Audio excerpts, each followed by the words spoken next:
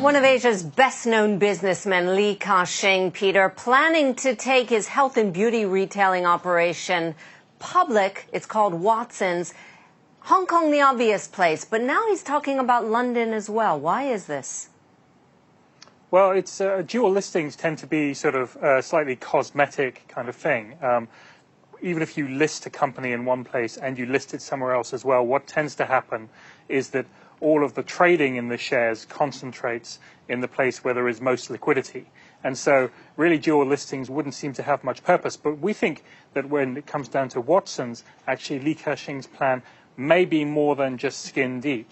And the reason for that really is that we think there may be a way for him to get Watsons included in both the FTSE 100 index in the UK or possibly in the Straits Times index in Singapore, as well as into the Hang Seng index in Hong Kong. And presumably this would bring a lot of funds into Watsons. Is he doing this because he really wants those funds into it? How much could this thing be worth?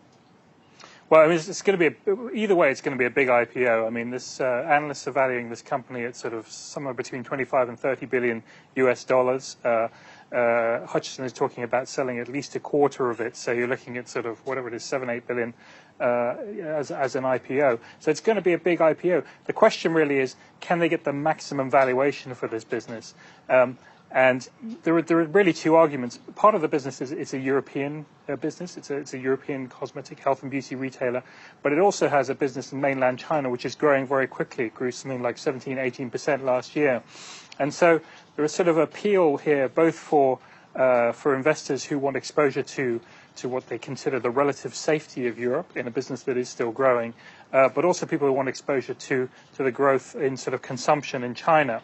And so the trick will be, can they get it into the FTSE 100 index in the UK, for example, as well as getting it into the Hang Seng index in Hong Kong. Li Ka-shing of Hong Kong looking for a dual listing IPO of health and beauty retailer Watsons. Let's see if he can join the likes of HSBC.